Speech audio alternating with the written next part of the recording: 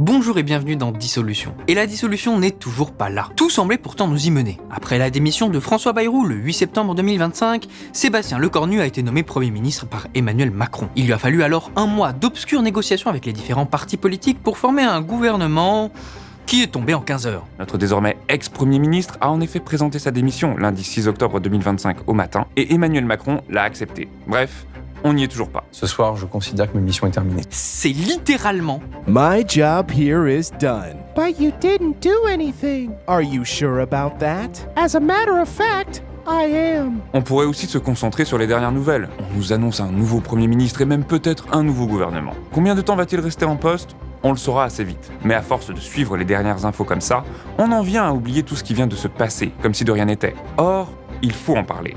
Il faut parler de l'appel à la dissolution de Marine Le Pen, il faut parler de l'atavisme des Républicains et du vent de trahison qui souffle sur une partie de la gauche. que retenir de cette séquence à part la voix éteinte de Salamé. Merci infiniment d'avoir été avec nous ce soir. On attendait votre parole. Beaucoup de Français comprenaient pas ce qui se passait, vraiment. Eh bien, c'est ce qu'on va voir tout de suite dans cet épisode spécial de Dissolution.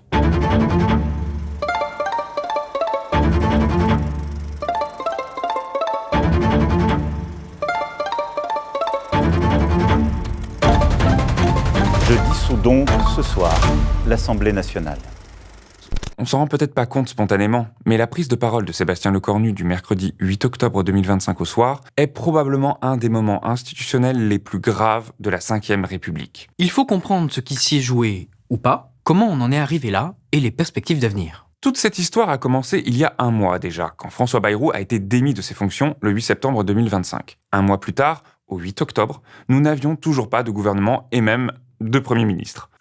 Je suis son Premier ministre démissionnaire, je ne suis pas son chef de cabinet. Cette situation rocambolesque est arrivée quelques heures seulement après l'annonce du nouveau gouvernement. Sébastien Lecornu a mis presque un mois à sortir une équipe gouvernementale globalement inchangée. À un petit détail près, un profil au CV impressionnant. Le crameur des caisses de Bercy et auteur érotique à ses heures perdues devenu enseignant d'économie en Suisse, Bruno Le Maire débarqué aux armées. Et alors là, patatras. Les Républicains se sont réveillés, probablement de leur sieste digestive devant le film du dimanche soir. Réveillés par l'annonce de la présence de Bruno Le Maire dans leur gouvernement, les Républicains se sont rendus compte qu'ils gouvernaient avec les macronistes. Alors que les macronistes avaient perdu les élections législatives anticipées après la dissolution, on avait un gouvernement resserré justement sur une base macroniste. On a juste envie de lui répondre, les LR, combien de divisions ? Je crois qu'il n'y a pas de place pour les traîtres ni pour les putschs à la petite semaine. Oui, parce que c'est pas comme si, en revanche, eux les avaient gagnés, ces élections. Le parti est entré dans une forme de surenchère pour se détacher du macronisme. Vous redites aujourd'hui pas de LR au gouvernement. Moi, je n'ai pas dit LR. Je dis que ma conviction profonde, Votre souhait, c'est qu'il ne faut pas se fourvoyer en devenant la rustine, la béquille de ce que nous combattons depuis 10 ans, parce que tout nous donne raison, ça ne fonctionne pas. David Lisnard oublie bien vite que les LR ont voté l'essentiel des réformes macronistes et que la seule chose qu'ils auraient fait davantage, c'est trancher dans la dépense publique. Bref, à peine nommé, le gouvernement était démantelé de toutes parts et il a fini par tomber parce que les LR ont publiquement annoncé leur trahison. Derrière toute cette histoire, on voit se mêler les volontés présidentielles des uns, frustrant les rêves de pouvoir des autres. Bref, tout ça respire la petite tripatouille électorale. Comment vous qualifieriez la situation qu'on est en train de vivre ? Merci à tous. Madame Pécresse, qu'est-ce qu'on fait maintenant? Vous m'avez vu trébucher. Le gouvernement Lecornu aura duré littéralement moins de 15 heures. C'est tellement ridicule que ça en devient comique. Passer un mois entier à soi-disant faire des entretiens avec les forces politiques et syndicales pour commettre une bourde si impressionnante qu'on en vient à se demander s'ils n'ont pas fait exprès. Now that's a pro-gamer move. Les macronistes n'ont pas pu s'empêcher d'essayer de caler une petite douille, le cadeau du chien du voisin dans le papier journal, juste pour, encore une fois, s'accrocher au pouvoir. La manœuvre a spectaculairement échoué et on s'est retrouvé avec des ministres de 15 heures. Il y a des gens qui travaillent plus en un jour que ces gens ont été ministres. Et on a eu le droit à cette autre séquence, lunaire. Alors, quelles rémunérations vont toucher les ministres démissionnaires ? Dans le gouvernement Lecornu, il y a 2 cas. 12 ministres l'étaient déjà dans le gouvernement Bayrou. Eux touchent leur salaire, 10 000 € et le garderont pendant 3 mois maximum après avoir quitté leur fonction. Et il a fallu que le gouvernement annonce que non, ces ministres de 15 heures ne toucheraient pas ces indemnités. Quelle époque! Bref, quand Sébastien Lecornu a démissionné, Emmanuel Macron en a pris acte. Mais il l'a reconduit pour une mission flash de quelques jours pour on va lui laisser s'en expliquer. Ce soir, je considère que ma mission est terminée. Merci, champion. Depuis la démission du lundi 6 octobre 2025, une date était dessinée en croix au milieu de tous les calendriers, la fin de la mission de Sébastien Lecornu pour essayer de trouver une nouvelle plateforme de stabilité. Dissolution, gouvernement technocratique, gouvernement remanié à gauche, encore plus à droite ? Toutes les questions qui se posaient pour l'avenir politique de la France se résumaient à savoir si Lecornu était parvenu à trouver un accord de non-censure qui éloignerait le spectre de la dissolution ou, au contraire, si cette dernière était devenue inévitable. Alors, les différents partis politiques sont allés faire musette à Matignon pour entrevoir les chemins possibles. J'ai toujours dit que c'était le primus inter pares, le premier parmi ses pairs, donc Olivier Faure, qui était le mieux placé, le plus légitime pour pouvoir occuper ses fonctions. À chaque fois qu'il y a un nouveau Premier ministre, les socialistes se mettent en avant pour revendiquer Matignon. Et pour l'instant, sans succès. Comme à chaque fois, le PS s'est positivement cru comme dans les années 80, central et incontournable, alors qu'en réalité, il n'est que centriste et manipulable. Vont-ils trahir pour soutenir le macronisme moribond, dans l'espoir de sauver leur campagne municipale ? S'ils partent à Matignon avec Macron, ce sera un clou de plus dans leur cercueil. Les jours de la semaine de toutes les opportunités se sont égrenés dans une lenteur tendue et anxiogène. D'abord l'annonce de la mission, puis des consultations globalement peu convaincantes. Et puis évidemment, nous avons parlé de la suspension de la réforme des retraites. Au moment où nous nous parlons, nous n'avons aucune assurance sur la réalité de cette suspension. Et au cours de la journée du mardi 7 octobre, on a appris que Sébastien Lecornu irait sur France 2 le mercredi 8 pour s'expliquer devant les Français, après avoir rendu compte de la situation à Emmanuel Macron. À la suite de cette annonce d'annonce, on a eu une autre annonce, de non-annonce cette fois-ci. Emmanuel Macron ne parlerait pas le même jour, laissant Lecornu être le seul visage de l'exécutif présenté au peuple français. Et l'entretien fut de taille. Dans la démocratie dite représentative, quand on donne un mandat au chef de l'État, si on commence, dès qu'il y a un peu de tempête, à dire « il faut s'en aller ». Si, allez, non ? Bon, qu'est-ce qu'on a appris ? Eh bien, pour ainsi dire, rien. C'est 100% logique. Durant cet exercice de communication télévisuelle, notre Premier ministre démissionnaire, mais pas complètement, s'est évertué à répondre sans répondre. Au fond, ce soir, ce que je peux dire, après mes consultations, c'est qu'il y a une majorité absolue à l'Assemblée nationale qui refuse la dissolution. Une nouvelle dissolution. C'est de la langue de bois niveau maître Jedi, là. Malheureusement pour Lecornu, ça ne marche pas sur nous. Credits will do fine. No, they won't! What, you think you're some kind of Jedi waving your hand around like that? En effet, regardons de plus près le sens de cette phrase. Il y a une majorité à l'Assemblée contre la dissolution. Qu'est-ce que ça veut dire ? Assez simplement que les députés ne veulent pas de dissolution. Mais en quoi l'avis des députés sur une dissolution est-il important ? Ont-ils été consultés la dernière fois ? Peuvent-ils eux-mêmes dissoudre l'Assemblée ou encore plus s'y opposer ? Eh ben non. Alors pourquoi nous présentons le fait que les députés ne veulent pas de dissolution comme l'existence d'une majorité absolue au sein de l'Assemblée ? Parce que cela crée l'illusion qu'il y aurait une majorité possible à l'Assemblée et qu'elle devrait se consolider pour soutenir un gouvernement et vite. Et c'est quoi qui unit cette majorité ? Vous avez toujours 210 députés, voire même un peu plus, qui veulent une plateforme de stabilité. Alors certains ont appelé ça socle commun dans le passé, je pense que c'est peut-être du passé, mais en clair... Le socle commun n'existe plus ce soir. Non, mais en revanche, il y a toujours une plateforme de stabilité. Alors c'est quoi qui caractérise cette plateforme de stabilité ? Eh bien, sa peur de la dissolution. Oui, vous avez bien compris. Quand Sébastien Lecornu caractérise les rapports de force à l'Assemblée comme étant majoritairement contre une dissolution, en réalité, il menace directement les députés. Ce n'est pas une marque de respect, ce n'est pas le constat d'une réalité politique qui lui échapperait, c'est l'affirmation autoritaire d'une menace. Soutenez le gouvernement ou on va à la dissolution et ce sera à cause de vous. C'est encore une fois un artifice de langage pour essayer de présenter la situation catastrophique de la politique française comme n'étant pas de la responsabilité du président de la République et de l'exécutif en son ensemble. J'avais ce réseau qui me permettait en 48 heures d'essayer de mener d'ultimes discussions ou négociations, parce que moi je mesure bien évidemment ce que les Françaises et les Français peuvent penser de la situation. C'est un peuple politique, néanmoins ils attendent que la classe politique s'entende pour le pays. Tout est bon pour se présenter en martyr en même temps qu'on déresponsabilise le président. Vous connaissez la loyauté que j'ai pour sa personne ? Oui, ça c'est vu. Tout ça pour sauver le président de la République et accuser les oppositions. Bon, ça à la rigueur c'est classique. En revanche, une petite musique est apparue beaucoup plus clairement. Les responsables politiques veulent avancer, mais parfois les bases militantes poussent aux lignes les plus dures. Et ça, c'est pas vrai que des Républicains, c'est vrai de toutes les formations politiques, y compris celles auxquelles parfois j'appartiens. Et c'est ça qui rend les choses beaucoup plus difficiles pour les compromis. Vous l'avez ? Tout ça, c'est pas la faute du président qui fait n'importe quoi depuis des années. Ce n'est pas non plus la faute des gouvernements successifs qui ont été incapables d'offrir de véritables engagements de compromis. Et ce n'est pas non plus la faute des partis politiques du centre et de la droite qui passent leur temps à gérer leurs ambitions présidentielles. Les fautifs dans tout ça, c'est les militants extrémisés. Malades! Vous êtes tous des malades! Derrière cette paraphrase répugnante se cache la figure inquiétante de la foule haineuse, de la populace aux prises avec des passions tristes. Bref, dans cette affaire, c'est la faute aux électeurs qui influencent leur parti pas comme il faut, pas comme Macron y veut. Voir qu'il est vilain, qu'il est méchant. Les postures des oppositions ne viennent pas de la malhonnêteté pathologique des macronistes, ni de leur ratavisme pour le pouvoir, et encore moins de leur refus catégorique de tout compromis économique. Non. C'est de la faute aux électeurs qui forcent leur parti à s'opposer à Emmanuel Macron et à son parti. Nous y sommes.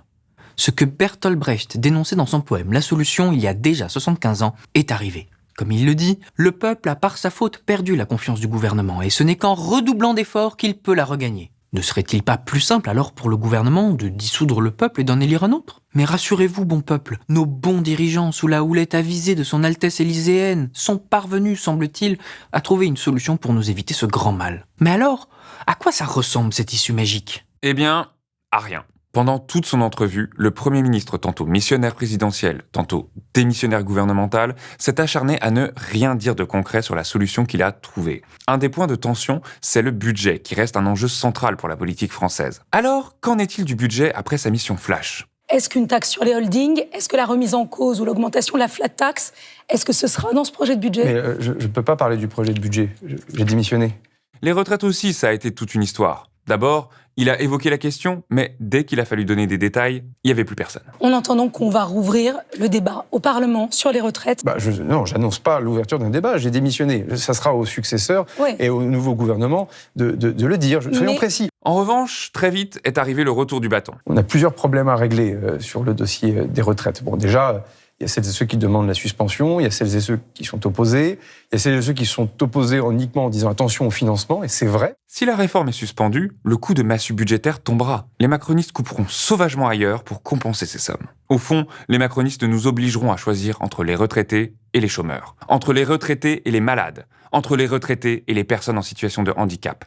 Bref, les retraites, c'est l'arbre qui cache la forêt, et les macronistes sont prêts à cramer la forêt pour crucifier la gauche sur l'arbre des retraites. Plus généralement, il a tout simplement refusé de répondre aux questions. Alors, tantôt parce que c'était au prochain gouvernement de le dire, tantôt parce que c'est une prérogative présidentielle. Ça pourrait être un Premier ministre technique. Un Premier ministre c'est le président qui nomme. Qui n'est pas politique. C'est le président qui nomme, une fois de plus, respectons la Constitution. Ça a même fini par faire rire Salamé, qui s'en est un peu moqué. Pas de nouvelle hausse d'impôts pour les Français. Je sais pas, ça sera je suis plus Premier ministre. Si même une journaliste de complaisance du système se moque de toi, c'est quand même que t'as raté un truc, non ? Alors résumons. Après une semaine apocalyptique politiquement, sans queue ni tête, le Premier ministre démissionnaire convoque un entretien aux 20h de France 2 pour rendre compte de sa gestion, après avoir demandé l'autorisation du président à s'exprimer devant ces sujets. Il a donc été missionné par le président pour trouver une solution au blocage politique, et il considère que sa mission est terminée. Ce soir, je considère que ma mission est terminée. Alors, à quoi elle ressemble cette solution ? Eh bien là encore, à rien. Dès qu'on lui pose une question, c'est pas à lui de répondre à ça, c'est au futur gouvernement. Lequel sera-t-il ? Ce n'est pas à lui de répondre, mais au président. Quelles avancées a-t-il trouvé pour estimer que sa mission est terminée ? Il ne peut pas en parler. Avec qui a-t-il trouvé des voies de travail ? Il ne peut pas en parler. Il est démissionnaire. On se demande bien ce qu'il fait là alors. D'un côté, c'est la seule parole de l'exécutif après un entretien avec le président, ce qui justifie un JT de 20 heures. De l'autre, le mec, c'est personne. C'est presque si on l'avait pas ramassé dans la rue pour lui demander son avis. C'est quoi les élections régionales ? J'en ai rien à secouer, je suis anarchiste et je voudrais foutre en l'air toute la société capitaliste. On n'en finit pas d'attendre. On a attendu le gouvernement Lecornu, puis on a attendu l'entretien Lecornu. On attend encore un nouveau Premier ministre. On attend encore un nouveau gouvernement. On attend des nouvelles de la dissolution. La situation devient démentiellement absurde. Tout le monde sait qui est le responsable dans cette affaire. Tout le monde sait à qui profite cette affaire. C'est facile, dès qu'il peut, il passe à la télé.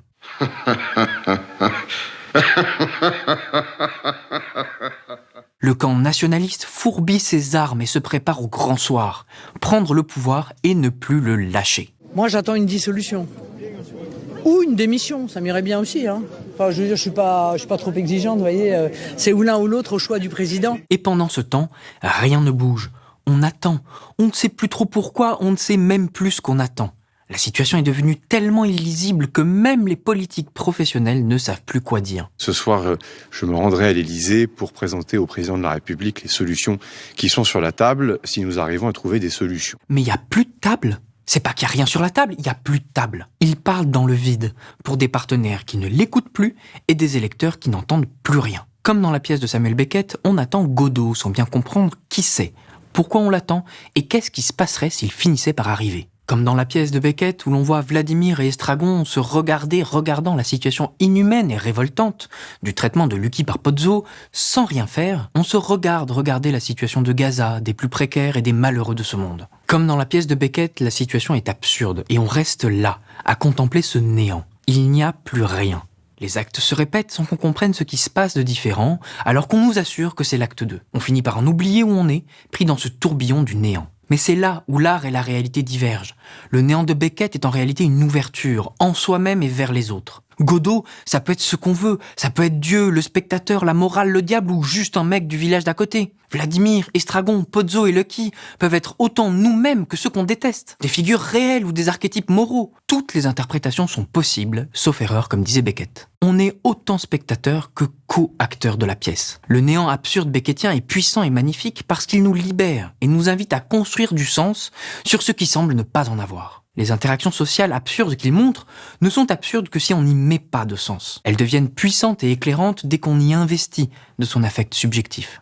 Beckett construit et éduque notre normativité individuelle. Il nous confronte à notre liberté et à notre autonomie. Le néant de notre situation politique actuelle, c'est l'inverse. Il est saturé de sens qui n'en a plus du tout. C'est un néant mauvais, insidieux, qui nous empêche de penser et qui construit les cathédrales du pouvoir sur la confusion mentale. Il est là pour nous garder asservis et dociles, trop occupés à suivre les informations, les revirements, les scandales, pour se concentrer sur les projets terrifiants qui se fomentent sous le couvert de l'horizon. La puissance libératrice de l'art est un des derniers moyens de résistance intérieure. C'est une joie qu'ils ne pourront jamais nous retirer.